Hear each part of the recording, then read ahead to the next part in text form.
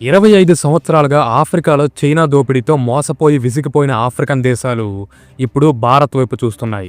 African mineral ఇండస్ట్రీలో పెట్టుబడులు పెట్టమని, అక్కడి మైనింగ్ కాంట్రాక్టులు తీసుకోమని భారత్ను రిక్వెస్ట్ చేస్తున్నాయి. ఇది చైనాకు అస్సలు మింగుడు పడని అంశం. ఎందుకంటే మొన్నటి వరకు ఆఫ్రికా మినరల్ ఇండస్ట్రీలో చైనా మోనోపోలీని నడిపింది. లక్షల కోట్లు విలువ చేసే అరుదైన ఖనిజాలను వ్యాపారం పేరుతో అడ్డంగా దోచుకుంది. ఇతర దేశాలు ఆఫ్రికా ఖండంలోకి ఇన్వాల్వ్ అవ్వకుండా మొత్తం వ్యవస్థనే దాని గుప్పెట్లో పెట్టుకుంది. అయితే ఇప్పుడు ఆఫ్రికన్ మార్కెట్లోకి భారత్ ఎంట్రీతో చైనా ఆధిపత్యానికి ఎండ్ కార్డ్ పడబోతుందా అంటే అవును అనే సమాధానమే గట్టిగా వినిపిస్తుంది. అందుకే ఈ వీడియోలో అసలు ఆఫ్రికన్ మినరల్స్ ఇండస్ట్రీలోకి భారత్ ఎందుకు అడుగు పెట్టబోతుంది, అక్కడ దొరికే ఖనిజాలు మన దేశానికి ఎందుకు ముఖ్యం, అండ్ ఈ మూవ్తో 2 దశాబ్దాలుగా ఆఫ్రికాలో చైనా సాగిస్తున్న దోపిడీని భారత్ ఎలా ముగించబోతుంది, చైనాని ఆఫ్రికన్ మార్కెట్ నుంచి ఎలా తరిమి కొట్టబోతుందో అనే విషయాలను డీటెయిల్డ్గా ఎగ్జాంపుల్స్తో సహా తెలుసుకుందాం. సో వీడియోని చివరి వరకు చూసి లైక్ చేయండి, అలాగే మన ఛానల్ని సబ్స్క్రైబ్ చేయండి. కొన్ని అంచనాల ప్రకారం ప్రపంచంలోని 30% క్రిటికల్ మినరల్స్ ఒక్క ఆఫ్రికా ఖండం భూభాగంలోనే ఉన్నాయి. వీటిలో cobalt, nickel, manganese, graphite, bauxite, titanium, rare earth elements ఇలా ఎన్నో అరుదైన ఖనిజాలు ఉన్నాయి. వీటి వాల్యూ $12 ట్రిలియన్ పైనే ఉంటుంది. అందుకే ప్రపంచంలోని మేజర్ పవర్స్ అన్నీ ఇప్పుడు ఆఫ్రికా ఖండం మీద కాన్సన్ట్రేట్ చేస్తున్నాయి. అండ్ చైనా అయితే 25 సంవత్సరాల క్రితమే వీటి మీద కన్నేసింది. మనందరికీ తెలుసు, చైనా భారీ మొత్తంలో ఎలక్ట్రానిక్స్ ఐటమ్స్ని ఉత్పత్తి చేస్తుందని. వీటి ఎగుమతుల మీదే మొత్తం చైనా ఎకానమీ ఆధారపడి ఉంటుంది. అయితే వీటిని తయారు చేయడానికి మనం ముందు చెప్పుకున్న మినరల్స్ అనేవి చాలా ముఖ్యం. ఉదాహరణకు కోబాల్ట్ అండ్ నికెల్తో రీఛార్జబుల్ బ్యాటరీస్ని తయారు చేస్తారు. మ్యాంగనీస్ని ఇండస్ట్రియల్ టూల్స్ మరియు హెవీ మెషినరీ తయారీలో వాడతారు. టైటానియంతో యుద్ధ విమానాలని, స్పేస్ రాకెట్స్ని మ్యానుఫ్యాక్చర్ చేస్తారు. ఇవి హీట్ని బాగా తట్టుకుంటాయి. అలాగే రేర్ ఎర్త్ ఎలిమెంట్స్ని సెమీ కండక్టర్స్ అండ్ మైక్రోచిప్స్ తయారీలో వాడతారు. ఈ సెమీ కండక్టర్స్ని మన అరచేతిలో ఉండే మొబైల్స్ నుంచి అంతరిక్షంలో ఉండే శాటిలైట్స్ వరకు ప్రతి ఎలక్ట్రానిక్ డివైస్లోనూ యూజ్ చేస్తారు. ఇవి లేకపోతే అసలు ఏ ఎలక్ట్రానిక్ డివైస్ కూడా పని చేయదు. ఇలా మ్యానుఫ్యాక్చరింగ్ రంగానికి అవసరమైన ఎన్నో క్రిటికల్ మినరల్స్ ఆఫ్రికాలో ఉన్నాయి కాబట్టే చైనా ఆఫ్రికాను టార్గెట్ చేసింది. ఇంకా ఆఫ్రికాలో ఎక్స్ప్లోర్ చేయాల్సిన ల్యాండ్ కూడా చాలా మిగిలే ఉందంట. అయితే చైనా వాడు ఆఫ్రికా దేశాలతో బిజినెస్ చేస్తే మనకు ప్రాబ్లం ఏంటని మీరు అడగచ్చు. కానీ చైనా ఇక్కడ వ్యాపారం చేయట్లేదు, ఆఫ్రికా దేశాలని నిలువు దోపిడీ చేస్తుంది. ఈ దోపిడీ 25 సంవత్సరాల క్రితమే మొదలైంది. ఎలాగంటే మెజారిటీ ఆఫ్రికా దేశాలు అన్నీ కూడా అత్యంత పేద దేశాలు.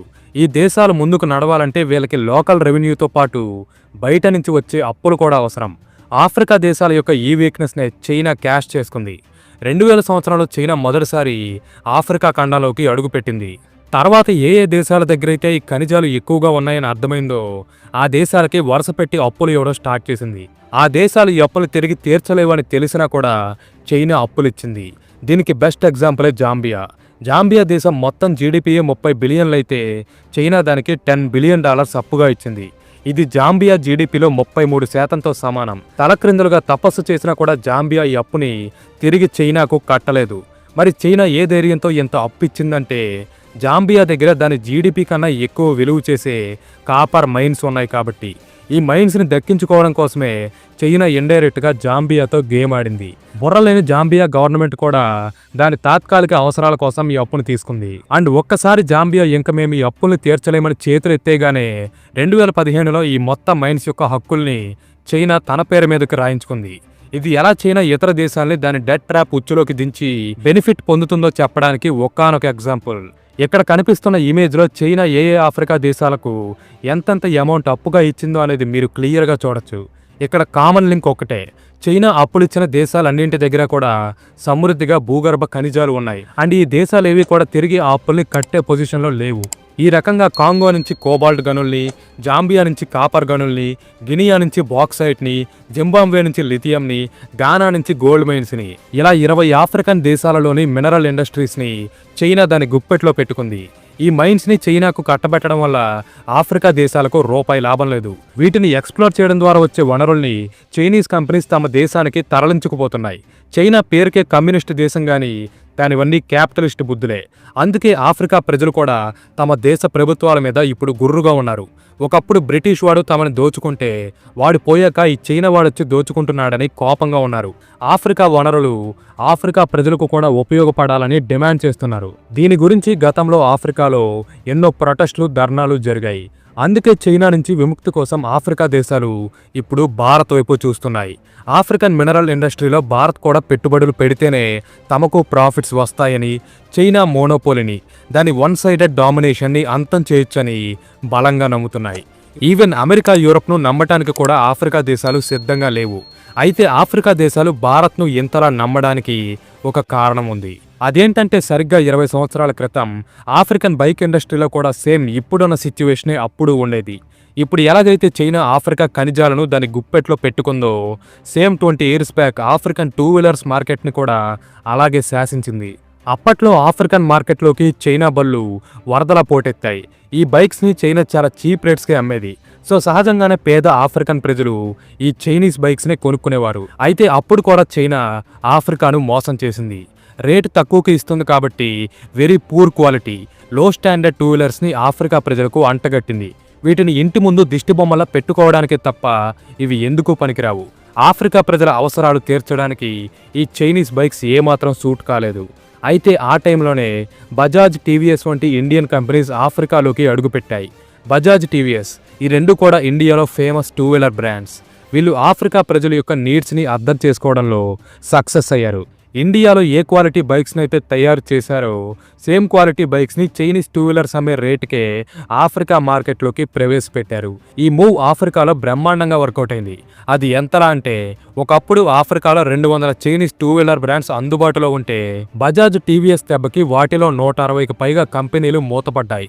కేవలం 2 ఇండియన్ డిజైన్స్ దెబ్బకి ఆఫ్రికాలోని మొత్తం చైనీస్ మార్కెట్ కొలాప్స్ అయిపోయింది. ఆఫ్రికా ప్రజలు పూర్తిగా మేడ్ ఇన్ ఇండియా బైక్స్ వైపు షిఫ్ట్ అయిపోయారు. అలాగే ఇండియన్ కంపెనీస్ రాకతో అక్కడ 10 లక్షల మంది ఆఫ్రికన్స్కి ఎంప్లాయ్మెంట్ కూడా దొరికింది. సో భారత్కి ఆల్రెడీ ఆఫ్రికాలో మంచి రెప్యుటేషన్ ఉంది. మేడ్ ఇన్ ఇండియా వస్తువులు అంటే ఆఫ్రికన్ ప్రజలు నమ్ముతారు. భారత్ ఇచ్చే సర్వీస్ని ఆఫ్రికా ప్రభుత్వాలు నమ్ముతాయి. అందుకే అక్కడ ఖనిజ వనరుల సెక్టార్లో ఇన్వెస్ట్ చేయమని భారత్ను ఆహ్వానిస్తున్నాయి. అయితే భారత్ ఏమీ ఆఫ్రికాలో చారిటీ చేయడానికి వెళ్ళట్లేదు. ఇక్కడ ఆఫ్రికాకు మనతో ఎంత ఉపయోగం ఉందో మనకు కూడా ఆఫ్రికా నుంచి అంతే బెనిఫిట్ వస్తుంది. చైనాకి ఆఫ్రికాలోని మైన్స్ దాని వ్యాపార వాణిజ్యాల కోసం కావాలి, కానీ భారత్కు మన దేశ అవసరాలను తీర్చుకోవడానికి కావాలి. భారత్ ఇప్పుడు ప్రపంచంలోనే అత్యధిక జనాభా గల దేశం. మనకు స్వదేశీ ఎలక్ట్రానిక్స్ ఇండస్ట్రీ ఉంది. ఇక్కడ కూడా daily phones, laptops, TV, smart watches వంటి ఎలక్ట్రానిక్స్ ఐటమ్స్ని మిలియన్ల సంఖ్యలో మ్యానుఫ్యాక్చర్ చేస్తున్నారు. వీటి తయారీ కోసం భారత్కు రా మెటీరియల్స్ అండ్ మినరల్స్ కావాలి. వాటినే ఆఫ్రికా ఇప్పుడు భారత్కు సప్లై చేయబోతుంది. ఇక్కడ ఆఫ్రికా దేశాలు కోరుకునేది ఒకటే, ఫెయిర్ పాలసీ. ఆఫ్రికాతో బిజినెస్ చేసే దేశాలు తాము ప్రాఫిట్స్ పొందడంతో పాటు ఆఫ్రికా కూడా లాభపడడానికి హెల్ప్ చేయాలని, మ్యూచువల్ బెనిఫిట్ ఉండాలని కోరుకుంటున్నాయి. చైనా అయితే మొత్తం వ్యవస్థలనే మింగేస్తుంది, దాని డెట్ ట్రాప్ ఉచ్చులో కూరుకుపోయేలా చేస్తుంది. కానీ భారత్ మాత్రం ఫెయిర్గా బిజినెస్ చేస్తుందని ఆఫ్రికా దేశాలు నమ్ముతున్నాయి. ఇక్కడ ఆల్రెడీ భారత్ ఆఫ్రికాలో తన ప్లాన్ ఆఫ్ యాక్షన్ని మొదలు పెట్టేసింది. జాంబియాలో కాపర్, కోబాల్ట్ని వెలికి తీయడం కోసం అక్కడ 9,000 స్క్వేర్ కిలోమీటర్స్ ల్యాండ్ని భారత్ ఆల్రెడీ ఎక్వైర్ చేసుకుంది. అలాగే కాంగో, టాంజానియా, మొజాంబిక్, గానా, నమీబియా వంటి దేశాలతో కూడా సిమిలర్ కాంట్రాక్ట్స్నే కుదుర్చుకునేందుకు భారత్ ప్లాన్ చేస్తుంది. ఆ దేశాలు కూడా వీటికి చాలా ఇంట్రెస్టెడ్గా ఉన్నాయి. ఇండియన్ ప్రైవేట్ కంపెనీస్ కూడా ఆఫ్రికా మైనింగ్ ప్రాజెక్ట్స్లో ఇన్వెస్ట్ చేసేలా గవర్నమెంట్ ప్రోత్సహిస్తుంది. సో ఓవరాల్గా ఆఫ్రికన్ మినరల్స్ ఇండస్ట్రీలోకి భారత్ అడుగు పెట్టడం అనేది మన సహజ వనరుల అవసరాన్ని తీర్చడంతో పాటు ఇండియన్ డిప్లొమసీ పవర్ ఏంటో చైనాకు చూపించబోతుంది. అనుకున్నవి అనుకున్నట్టుగా జరిగితే నెక్స్ట్ 10 yearsలో ఆఫ్రికా నుంచి చైనాని పూర్తిగా తరిమి కొట్టడంతో పాటు అక్కడి దేశాలు కోరుకుంటున్నట్టుగా ఫెయిర్ ట్రేడ్ని భారత్ అందించబోతుంది. అయితే ఆఫ్రికాతో ఈ వాణిజ్యం అనేది కేవలం ఖనిజాలకే పరిమితం కాదు. ఫ్యూచర్లో ఇవి consumer goods, electronics, defence sector ఇలా ఎన్నో రంగాలకు విస్తరించబోతుంది. రెండు వైపులా ట్రేడ్ గణనీయంగా పెరగబోతుంది. సో అటువంటి ఇంట్రెస్టింగ్ అప్డేట్స్ కోసం మన ఛానల్ని ఫాలో అవ్వండి. ఈ వీడియో చూడడం ద్వారా మీకు ఏదైనా కొత్త విషయం తెలిసినట్టుగా అనిపిస్తే తప్పకుండా వీడియోని లైక్ చేసి మన ఛానల్కి సబ్స్క్రైబ్ అవ్వండి. మీ ఒపీనియన్ని కామెంట్ చేయండి. Thanks for watching. జై హింద్.